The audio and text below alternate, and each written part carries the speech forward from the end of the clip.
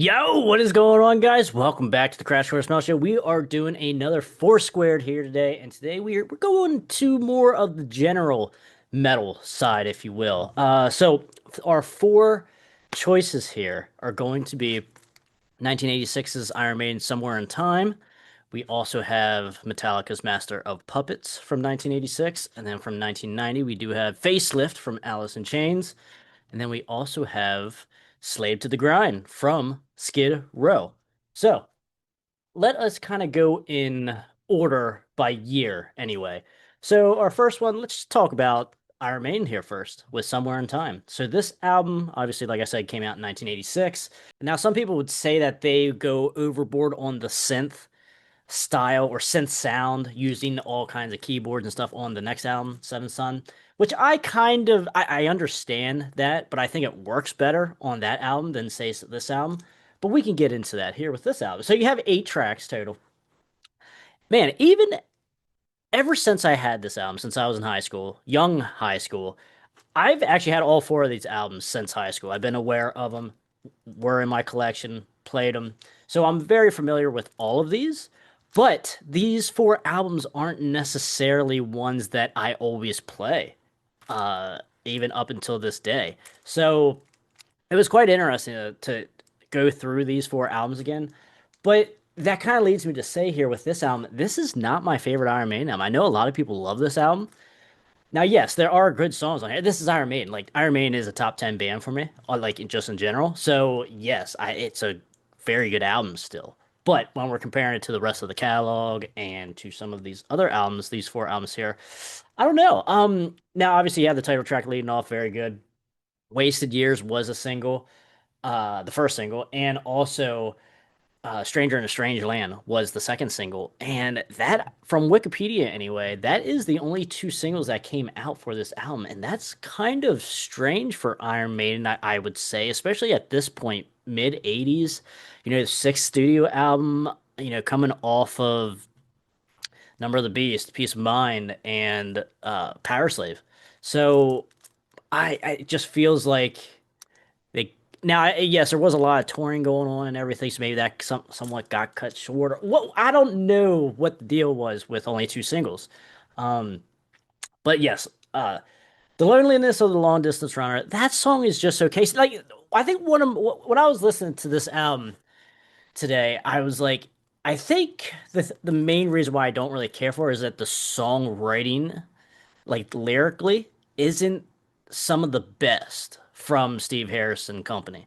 I just because even like my Stranger in a Strange Land is probably my favorite song off of this album, and it's a top five, top 10 song for me as well. I absolutely love the bass in that song. I love the song, but at the same time, I don't know if the songwriting is some of the strongest stuff that I've seen from Iron Maiden or heard from Iron Maiden.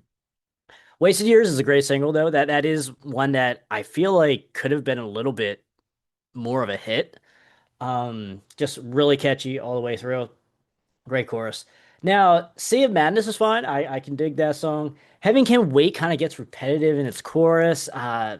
It's just not one I visit, and sometimes when it does come on, it just gets skipped. So yeah, there's that. Same thing with Loneliness with Long Distance Runner. Like I said, I don't get the love that this song gets from a lot of people. Deja Vu is a good song. 100%. I do like that song. Now, I will say Alexander the Great is one of the more underrated epics from Iron Maiden in their catalog. It's not their best epic by any means, but I will say over these past couple years, it has certainly grown on me, and I absolutely dig it when it comes on. I can get behind it and keep it on for that 8 9 minutes, however long it is. So yeah, that kind of finishes out this album. And now the artwork is awesome. One of the best. It goes if you have like the album or you pull this insert out and on both sides it has like a full picture of the scale, full scale of the picture, I should say. But definitely not my favorite Iron Maiden album, but it's not bad at the same time. I don't know really if Iron Maiden puts out a bad album, but like I said, just comparing it to the rest of these albums here, we'll have to see how it folds out because, like I said, these four albums I just don't really visit that much since high school, really. Now I do also want to point out for all four of these albums, they all certified at least platinum, which kind of is we don't really do that too much here on the Foursquare series. That's kind of a hard feat that because we like to talk about a lot of the stuff that doesn't really get certified or like the more underground stuff. But it's certainly strange, and it's certainly strange that Somewhere in Time only got certified once platinum compared to these other three that sold multi platinums. Which, out of these four bands, I kind of wouldn't expect Iron Maiden to be the least selling band because I feel like they are probably one of the most influential bands of the four. Um, so I mean that's arguable. You can say that, but certainly I would say my favorite band of the four. So let us move on here to the second album, and let us go still in 1986, and that is going to be Metallica's third album, Master of Puppets, coming off of Kill 'Em All and Ride the Lightning. So this, you could argue, is probably Metallica's biggest album, influential influential wise, I would say. Yes, you do have the Black Album rearing its ugly head, but in sales, certainly. Um, this went 8 times platinum, which is crazy. Awesome as well, and deservedly so, I would say. Even though Dave Mustaine would say otherwise, probably, but this is actually an album that has stayed the same or gotten better or aged for me better since high school compared to some of these other albums here. And I would even say even better than like Ride the Lightning or Kill 'Em All. Um, and I would say Injustice for All is probably aged just as well, if not better, for me. But you cannot forgive Lars for that cardinal sin of not putting any bass on that album. So yeah, take that for what it is. But I do really like Injustice for All though too, and that gets better for me over time as well. But as far as Master of Puppets, yeah, the first track here, Battery, then you got the title track. Everyone knows the title track. Very, very popular. Very, I don't even want to say mainstream, but like, yes, when you're listening to like a Sirius XM metal channel, you're gonna be getting some Metallica, and Master of Puppets is probably gonna be one. Now, obviously, you're gonna be getting a lot from the Black Album and For Whom the Bells Toll and stuff, shit like that. But Master of Puppets is an awesome 8 minute song, 8 minute plus song. So yes, moving here, the thing that should not be really good. I love the groove to that. I would say, this album here is more moody than say Ride the Lightning or Kill 'Em All. Well, obviously Kill 'Em All is just beating you over the head with speed, thrash, 100%. But this has more like I don't want to say groove, but it's more ha, has a just a slower, doomier tone, maybe, if you will, for lack of a better word when I say doom. But it is slower in spots. And like I said, with the thing that should not be, and also like Welcome Home to Sanitarium. I've been playing that song a lot the last couple months. Just really good. I just like how James just kind of like talks through the lyrics at the early part of the song and throughout the song too. But I just think that's one of the songs is just getting absolutely better for me over time. Disposable here is fine for what it is. Leopard Messiah is cool as well. Maybe they're talking about King Baldwin from the movie Kingdom of Heaven, but obviously a real character in life um, that led to Crusades and stuff like that. So pretty cool. Then you got the instrumental or Orion, and I think I would prefer Orion over, say, Call of Cthulhu, I believe is how you say, from the instrumental from Ride the Lightning. So I mean, that's good stuff there, and then Damage Incorporated. So you got 8 tracks here as well, which is, that's kind of like the standard for early to mid 80s album is to have 8, 9 tracks. So Nothing wrong with that. You get in, you get out, good stuff. I just think there's good stuff all the way around. Obviously, it sold. It's standing the test of time for 40 plus years because of how good it is. But I get it at the same time. It is overplayed. Like I said, I don't go back to this album because, oh God, it's just so great. Um, you could argue it is overplayed, but not necessarily overplayed as well because there are songs on here that you just don't really hear too much on the mainstream radio or on a metal channel, other than say maybe the title track. When you compare it to the Black Album, to even one from And Justice for All, or For Whom the Bells Tolls. Those are the ones that you always kind of hear more so than really anything off of here, and which is actually kind of surprising when you think about it. But nonetheless, good album. Is it the album that defines thrash? Let me know in the comments what you think. If this is the number one album in thrash, what is your number one album in thrash metal? Because you always get the Rust in Peace or Peace Cells Camp as one of the best.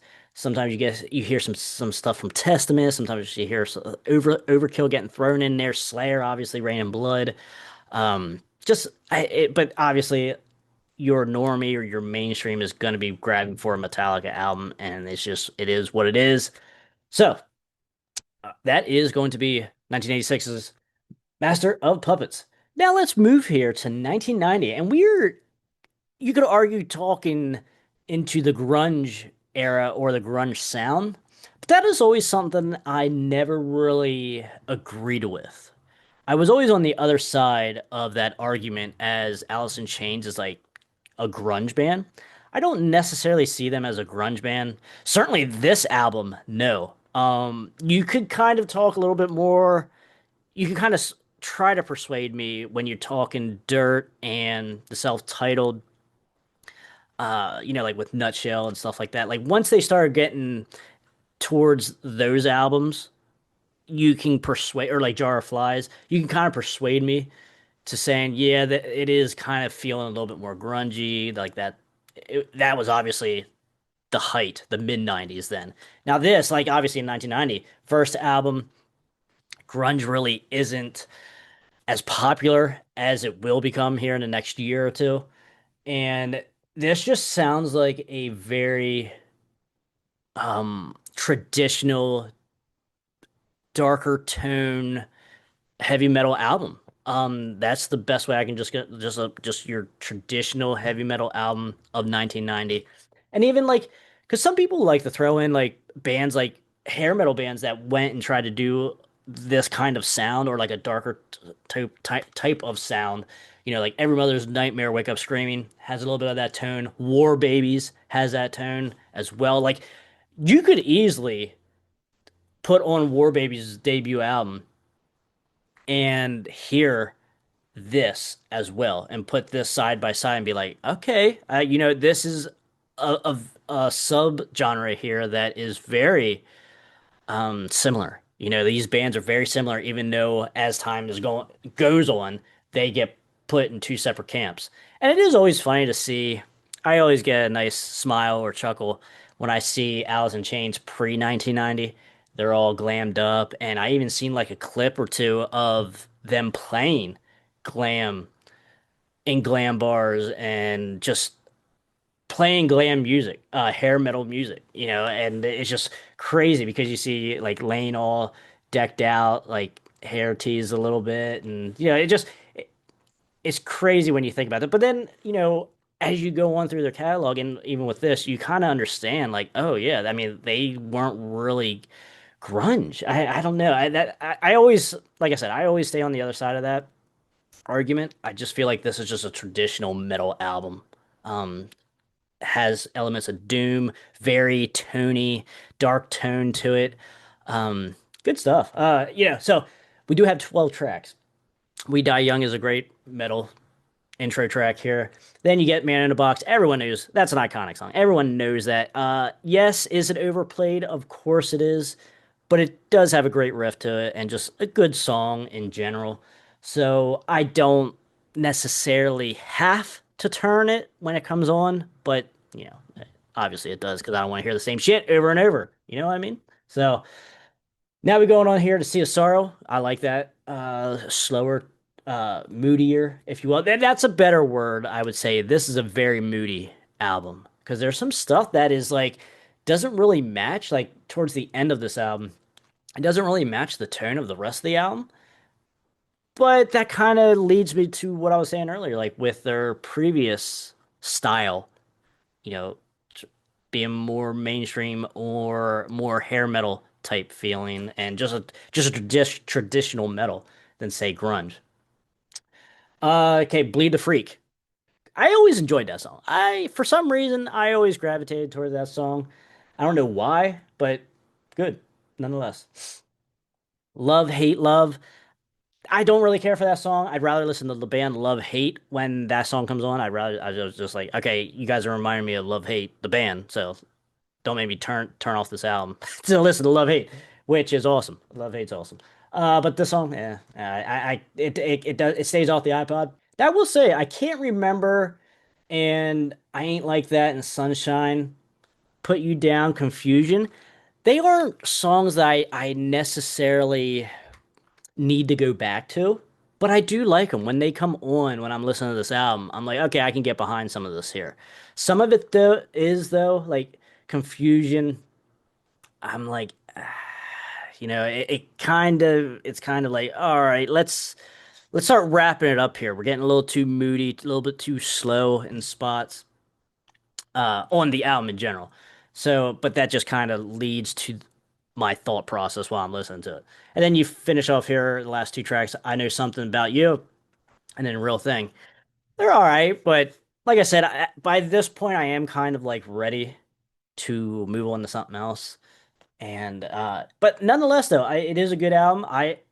There is like Alice in Chains. I think for me, like I said, I want to say this again, is not necessarily grunge. I don't mind having them in the collection. I think if you just look at them stripped down as a normal metal band, I think they fit right into the general just traditional metal. And now, obviously, they don't sound 70s or 80s, but it's like where do you necessarily put them? And I understand why you would put them in grunge because obviously from that era, they were big during that era, and it has that darker tone, depressive tone. So I understand why someone would put them in there, but to me, especially when I listen to Facelift, especially Facelift, I don't really get grunge too much as to say what they do later on in their career in their catalog. So, it is what it is, but this is the album that I generally gravitate to when I go to Alice in Chains. And even once Layne passed away and they picked up the new singer, still decent stuff, still putting out decent stuff. So, all right, so moving here to 1991, we got Skid Row's second album, Slave to the Grind. Now, this album here did go two times platinum. Now, I did forget to say about Facelift, that went three times platinum. So, yeah, interesting, huh? Interestingly enough, I kind of thought maybe Facelift would have been a little bit more just based on Alice in Chains as well. But I guess that is about right, three times. But nonetheless, two times platinum for Slave to the Grind here, and even though it is two times platinum, a lot of people argue that it was a flop because coming off of the debut, Skid Row, like everyone was ready and pumped up for this second album, and it really only went one times platinum, and it probably took from like 93 to up until maybe a couple years ago to get that last platinum to get because like it was somewhat of a disappointment to the band. And now obviously we are talking 1991, so grunge is starting to really infiltrate a lot of things, and just hair metal in general is like kind of starting to take a backseat to a lot of shit and fade away. But I will say this album way better than the debut. Now the debut is a little bit more immature, I would say. It still has edge to it, but this is where they took that next step and matured and got an edgier sound. I had a little bit more. I think the songwriting is a little bit better as well. The ballads on here are better. than the debut. Yeah, you can pull I Remember You and 18 for Life out your ass, but I'll take, Wasted Time, Quicksand Jesus, and In a Darkened Room over the debut ballads, 100%. And then even like Love on here reminds me a Piece of Me on the debut, but I would take Psycho Love over Piece of Me. So, yeah, you had the single on here, Monkey Business. Good single. I mean, even when it comes on today, I'm still cool with it. Like it has aged well for me since high school. I did like it in high school, but it's still good to this day. Oh, but you're moving on here. Try number three, The Threat. Awesome, heavy. Quicksand Jesus, like I said, good ballad. Psycho Love reminds me a little bit of Piece of Me, but good. Now, I will say, Get the Fuck Out is the first weak spot. I don't care for that song. On the clean version, they replace Get the Fuck Out with Beggar's Day. And because now I do have Amazon Music now, and I listen to this album on Amazon Music, and this album here does have is the uh uncensored version, if you will. So this has Get the Fuck Out, and that's why, or one of the reasons I like Beggar's Day a lot more than uh Get the Fuck Out. 100%. Get the Fuck Out. I don't ever need to hear that again. It's just kind of cringy, and I don't know. Beggar's Day is way better, no doubt, as a song. I love the gang vocal in Beggar's Day. So now moving on here, we got Living on the Chain Gang. Love that song. Absolutely great solo. I mean, there's great solos all the way through here, but um, I just great chorus. Just a great song in general. Creepshow's fine. Not necessarily one I need to go back to. In a Darkened Room, great ballad. Riot Act is another one that's just okay. Doesn't really get put on the iPod. Mud Kicker's good. Now I will say, like Beggar's Day, Mud Kicker, and even Creepshow, I would say, are ones that I forgot about up until a few weeks ago when I was starting to get this material ready here, and I don't remember. Like they're not on the iPod, which I might actually have to go and put it on the iPod now, because obviously when I first bought this, there was some reason why I didn't put them on. So, but I do like them. They are good songs, and they will be added. And then you finish off here, track number 12, Wasted Time. Love it. I love that. And, whenever I do it, like Sebastian Bach does sound good on this album. It sounds good on debut. But man, this is where it was at, man. Like this is good. This is a good album. It's arguably a top 50 for me. You could argue that. It didn't make my top 50, but you could argue it in there. Um, but yeah, like I said, if you switch out Get the Fuck Out for Beggar's Day on every version, it just makes it that much stronger for me. You're only like one track for me that just not that good, which is either Riot Act or pretty much Riot Act at that point. If you would switch out Get the Fuck Out and Beggar's Day. So yeah, I mean, I not too much bad I can say about this album. Like I said, it did go double platinum, and it did reach number one in the top 200 Billboard when it came out. So that's actually really crazy that to say that it hit number one and that it did go platinum like right away as a failure. But that was just how big Skid Row was at the time, and how much this was anticipated. Now at the year end chart, it did drop down all the way to 54. So the sustaining power wasn't there necessarily for this album to sell into the twos and the three times platinum uh, in quick order. 6 hours later. So I think my number 4 and 3 are somewhat were the easier choices here for me to put in the 4 and 3 spot. So at number 4, let us go Alice in Chains Facelift. Now, like I said, I do enjoy this album. I enjoy all these albums, but comparing it to the 4, Facelift, like I like it. I can listen to it the whole way through. There are, like I said, there are a couple duds on there, and it is a little bit too moody and too slow and moody at times. But overall, though, it's good. It is what I visit more times than not when I'm like, let me throw some Alice in Chains on. Usually it is Facelift, and there's some great songs on here as well. So it's not necessarily a bad number 4, but it's just one that man, I can't remember the last time before prepping for this show when the last time I actually listened to it. So, take that for what it is. Number three, we were going with Iron Maiden. Yes, I know, shocker. But I like I said, there's something about this album and Powerslave. If you guys have seen my Iron Maiden ranking, Powerslave kind of gets ranked a little low, but this is not necessarily far behind it, I would say. Like I said, there's just some songs that are just kind of boring songwriting wise, like lyrically wise, and it just kind of hurts. And Stranger in a Strange Land is absolutely an amazing song. I love it, but it does not. Wasted Years and Stranger in a Strange Land just doesn't really save it much. Alexander the Great doesn't save it much, but at the same time, it's still Iron Man. But when I'm comparing it to these four, this does get played probably the least, and one that when it does get played, I start to find some cracks in it. So that is coming in at number three.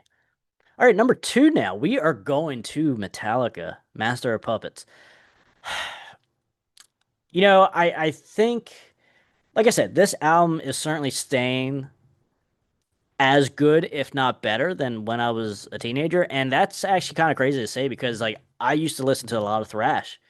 Metallica, Megadeth, mainly Megadeth between the two of Metallica and Megadeth. But obviously, I listened to the first four albums of Metallica throughout my younger years, and more so than say my later years here. But man, it's still a good album. When I play it, it's like yes, okay, I understand why this is a top five of the subgenre of thrash metal. But man, it's just I don't visit that much anymore because I just don't visit thrash that much anymore. But that does not take away the importance or how good it is. And like I said, I've been really out of my own free will, have been visiting Welcome Home Sanitarium a lot these past couple months, and I would just say, even up until the last couple years, I mean, I know I have visited more songs on our number one than say our number two here. And you could kind of argue that for Iron Maiden's Somewhere in Time. I have visited that album more just because I listen to Iron Maiden way more than I do Metallica. I mean, who wouldn't, right? But I think as an album itself, though, Master of Puppets is better than Somewhere in Time. So that's why it does go in my number two, and I would rather listen to it, that album singly, better than our number three here. So now number one, we are going with Skid Row. Shockingly, because like Skid Row isn't my favorite band from the hair metal genre, and but this is just a great album. But yeah, like I said, if you switch out one or two of those tracks for the tracks that they put on the clean version and went with that clean version of the album, the songs are better, I think. And it's just I think it is a very good album, and it is one I certainly visit songs off of this album. Now I don't necessarily go to the album that much for some reason, but I do use a lot of these songs on here for playlists, like for gym playlists or for ballad playlists or what have you. So I do pick pieces of this album a lot more than the other three. So that kind of goes to the point of why this is going number one here. So guys, let me know in the comments what your guys' order is for these four. Talk to me. So thank you guys so much for watching. And yes, we did just come back from a little hiatus here on the channel.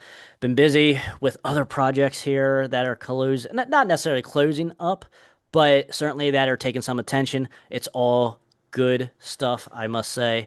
But I am trying to come back and give you guys some content though as well. So been very busy, but all good stuff. So guys, thank you so much for watching. If you enjoyed this video, check out the whole Four Squared series right here.